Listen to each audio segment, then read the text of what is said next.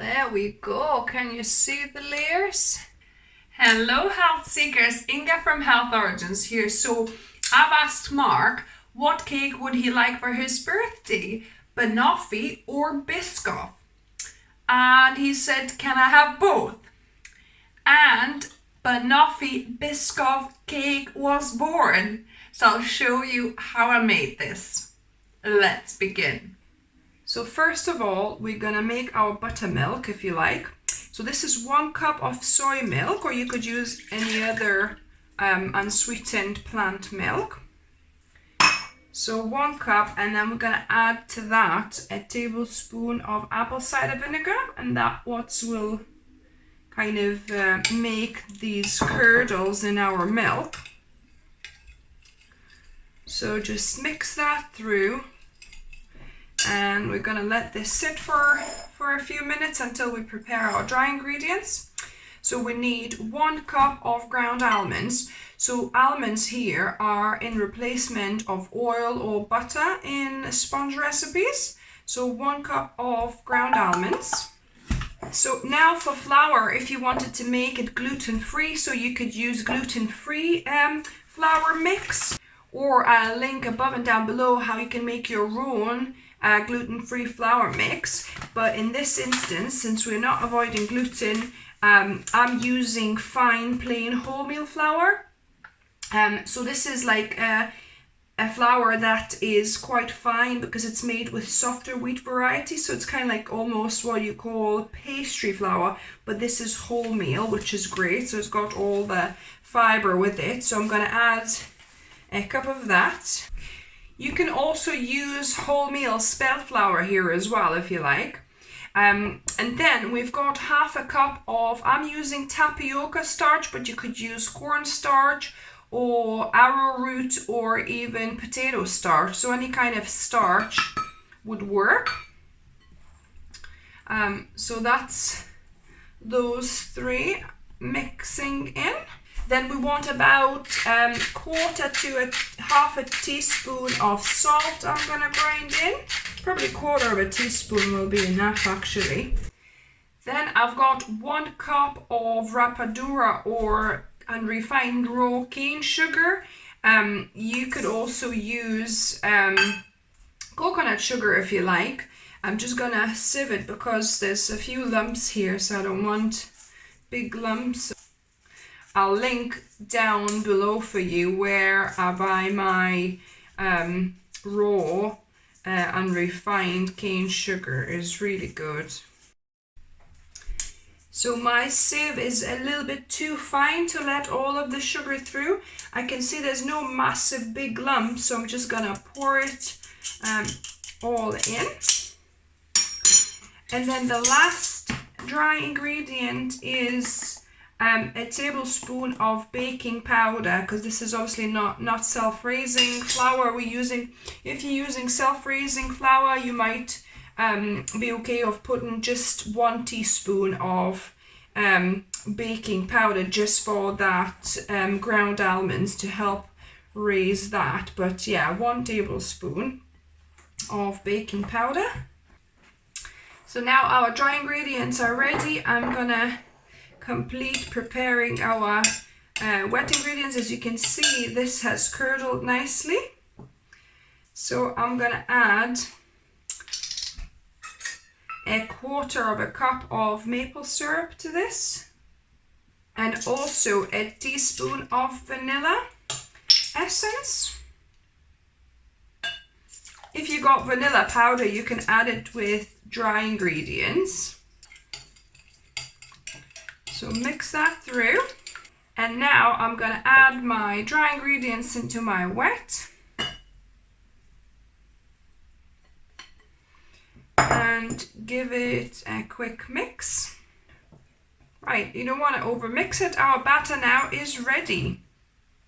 I think you could probably get away with 3/4 cup of milk actually. Now looking at it, it's quite wet, this batter. What I'm going to do, I'm going to add a couple of tablespoons of coconut flour just to kind of to make it a little bit thicker. So yeah, in the description, in the ingredients, I'm gonna put that you need 3/4 cup of milk rather than a full cup, because it's kind of a little bit too moist for what we need. I've added 1 tablespoon of coconut flour. We'll see how that goes with that one. You want your batter a little bit thicker than this. Yeah, I'll put a couple of tablespoons.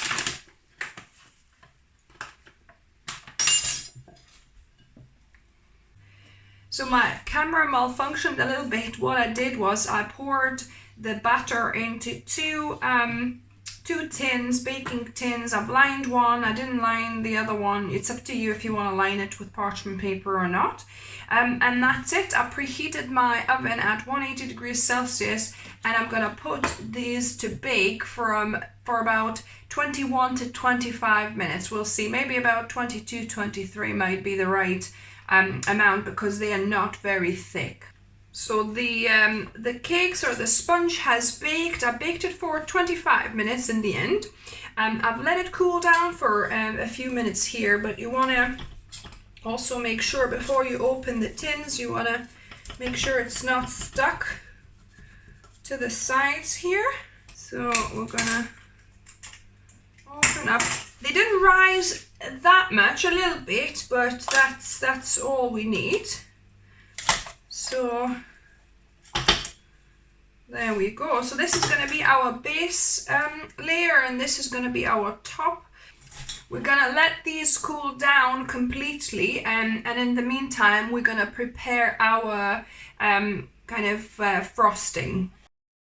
Now, thanks to Chef Jana, I'll link the original recipe down below for you guys, but thanks to her, I'm going to be trying a new recipe for dulce de leche, which is basically a caramel, vegan caramel, without the use of milk, of course, and using the oats. So I've got a cup and a half of the oats, rolled oats here, and we need 300 ml of boiling water, or you could use cold water, but then you would need to soak it for 8 hours.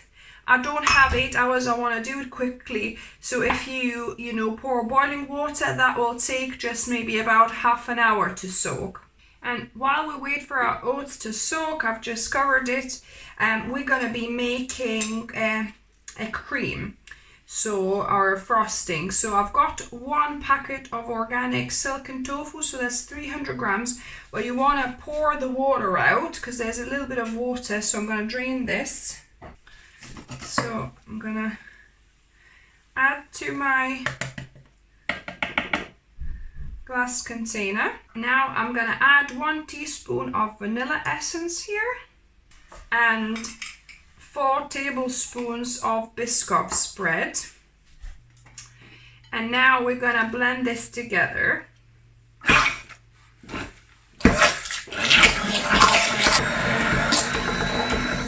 So I've just tasted this cream, and it's not quite sweet enough, so I think I'm going to add a couple more tablespoons. So altogether we'll have 6 tablespoons of Biscoff in here.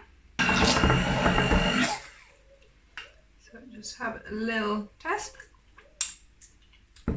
Perfect. So now this cream is a little bit too thin to have as a filling or frosting. So there's 2 ways you can do this. You could either do it how I did it, and then we're gonna add some psyllium husk powder to thicken everything up, or you could actually use a firm tofu. Squeeze all, like most of the moisture of the firm tofu, and use that mix with the Biscoff, and then you'll have a stiffer cream that you can actually use as a frosting. Because I used silken tofu, I'm going to add a little bit of psyllium husk to thicken this up. So I'm going to start with a couple of teaspoons. Hopefully that might be enough. We'll see if we need to add any more. So a couple of teaspoons here. And I'm gonna mix that through.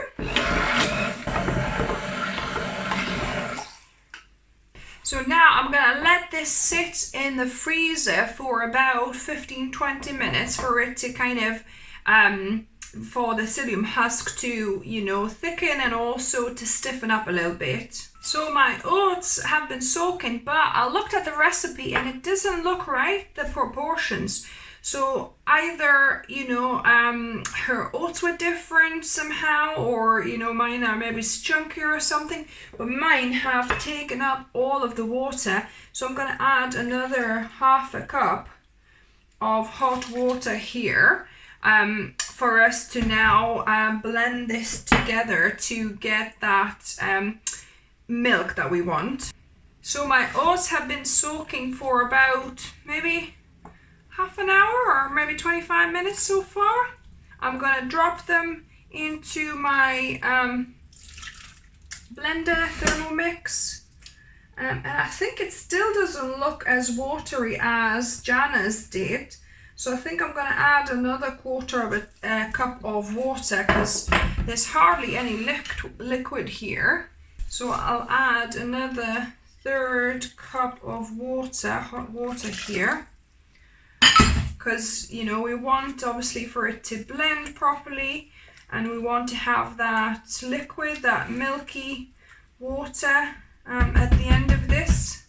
So I think it's probably, the difference is because you didn't use boiling water, so the oats have not expanded as much. I think that's what it is, because she soaked it in, you know, in cold water overnight for like 8 hours. So yeah, so that's completely different. So what I'm going to do, I'm going to just add a bit more water here so that it helps us blend. And so it's about, probably all in all, I probably ended up putting close to 2 and a bit more of boiling water here. So I blended my oats for about 1.5 minutes, and we're gonna pour it in my nut milk bag, and we're gonna try and squeeze out that gloopy liquid. So let's close this up now and strain. It's kind of still warm. You want to obviously make sure it cools down enough so it's safe to handle. So you want all that nice kind of gloopy white cream that's coming out. I would definitely say it's much better if you could soak your oats overnight in cold water, because you're not getting as much of a kind of porridgey feel as what you do with the with the boiling water. All of the milk has been squeezed, and that's what's remaining from oats. So don't throw these away. Use them as for porridge. Put it in smoothies, put it in pancakes, in bread baking, anything like that. So use that up, and we're gonna continue on with our vegan caramel. So now we wanna add, because this is double recipe, so 14 tablespoons of sugar. So this is rapadura or unrefined cane sugar. So yeah, it's best to use either that or coconut sugar, because you need the color and complexity of the sugar for the caramel to taste really nice. So that's 14 tablespoons. I'm gonna start heating my milk here on quite low to medium. I want to mix that in, and also you need a pinch of salt to kind of tie it all together. The sugar will melt and dissolve. There's a couple of clumps that I can see there, but it'll dissolve as it's heating up. So actually it's panela sugar I'm using, but rapadura works as well. So this is the brand I'm using. I'm gonna link down below where you can get it if you're in UK. So that's quite a nice brand, and you can kind of get your orders on subscription as well. We just heat it and whisk it until we start seeing it bubbling. And also I'm gonna add a teaspoon of vanilla essence to this as well. Yeah, so it's starting to bubble and it's thickening up even more now. And it's starting to get a little bit darker in color as well. So this is an ingenious way to make caramel without using any kind of fats like coconut milk. Like my usual caramel, I use coconut milk and sugar, which is, you know, very obviously high calorific and got saturated fat from coconut as well. So this is an amazing literally fat-free caramel, you guys. Well done, Chef Jana. Look at that. Looks like proper nice caramel. Since it's now bubbling already, it's pretty much ready now.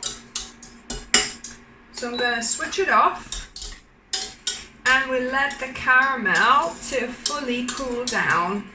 So the cream, the Biscoff cream, has kind of stiffened up and kind of thickened in the freezer for about 15-20 minutes. Now we're gonna prepare our bananas. So you want, actually that one has, doesn't matter though, it'll go inside. So you want a ripe banana that's sweetened with spots.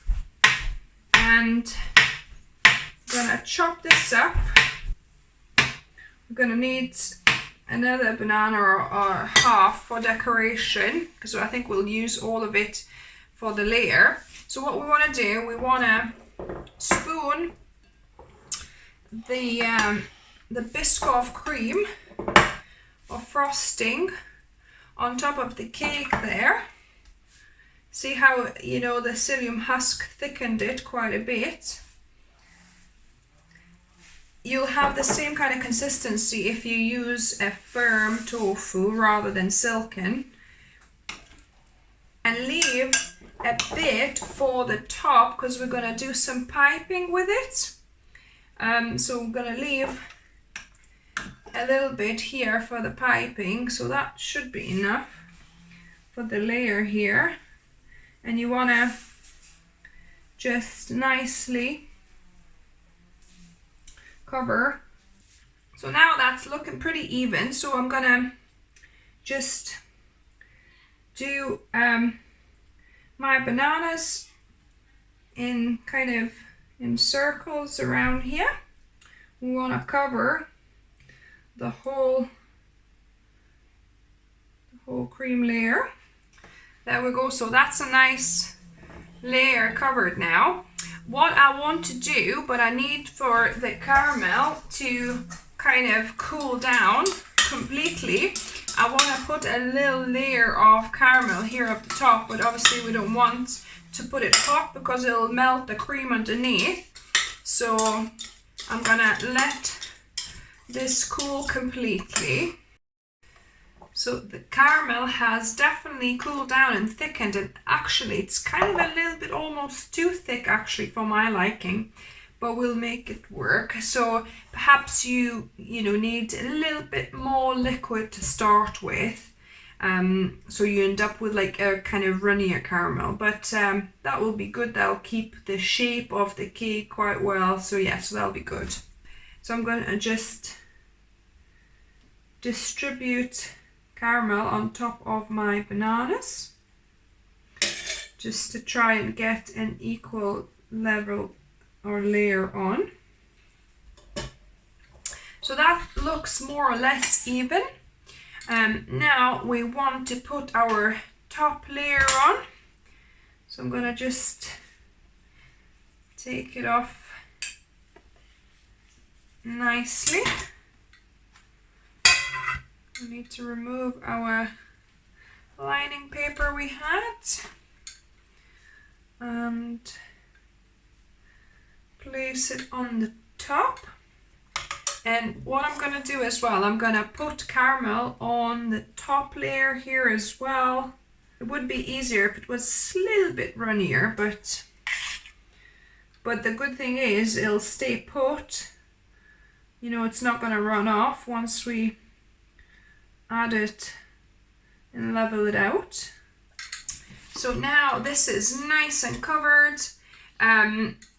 I've got this handy collapsible kind of tool to help me put some icing in here. So I've got my kind of end metal bit, and I'm gonna put some of my cream, Biscoff cream in here so that we could ice it. Definitely makes it so much easier, otherwise it's just can be quite a mess trying to get this piping bag filled. So now I'm gonna turn this round and I'm gonna pipe around the outside. Nice little roses.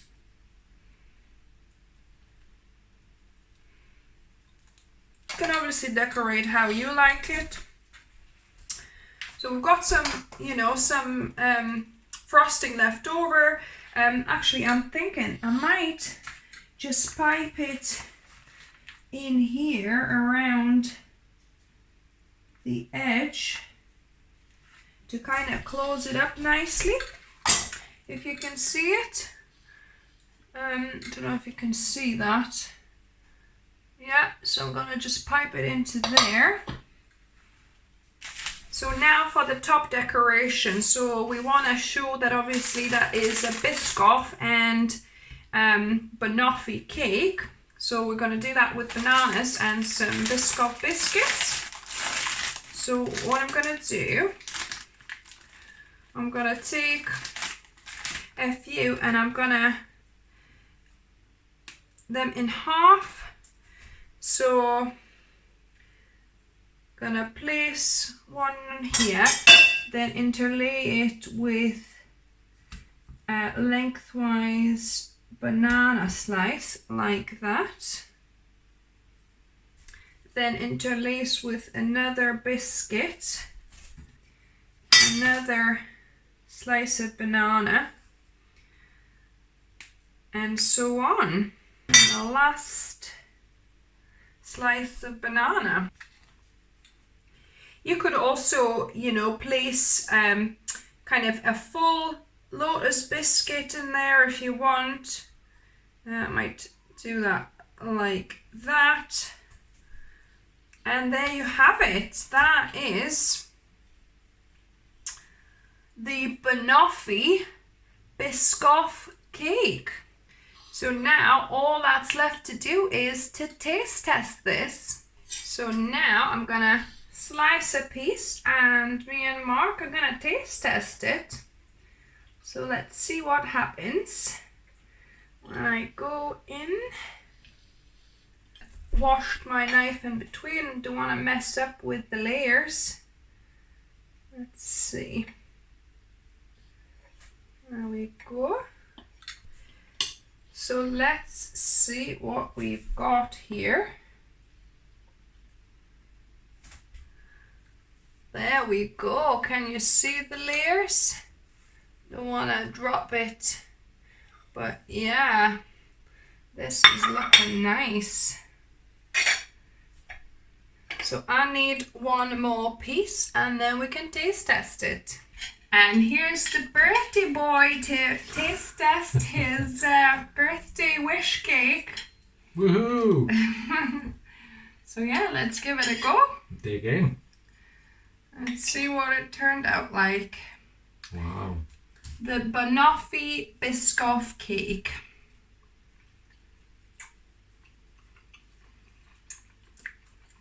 You get that banana coming through. Yeah. And then the kind of the spongy caramelly goodness. Yeah. It isn't overly sweet either. It's not like it's kind of sickly sweet or anything. It's really quite... But it does feel indulgent still, doesn't it? Mm. Like nice and creamy. And the sponge is spongy. Yeah. It's always good when your sponge is spongy. There you go, guys. So is that thumbs up from Mark? I think that's 2 thumbs up from me. I Yeah, really like that. awesome. If you like the video, give us a thumbs up. Let us know if you try making this, how yours turned out. Did you know your loved ones, whoever you made this for, loved it too? They will. If you're new to the channel, welcome and subscribe for more videos. I upload 2 videos every week. And as always, remember, Food is fuel. so be mindful of what you put in the body. Until next time, guys. Bye, guys. Bye.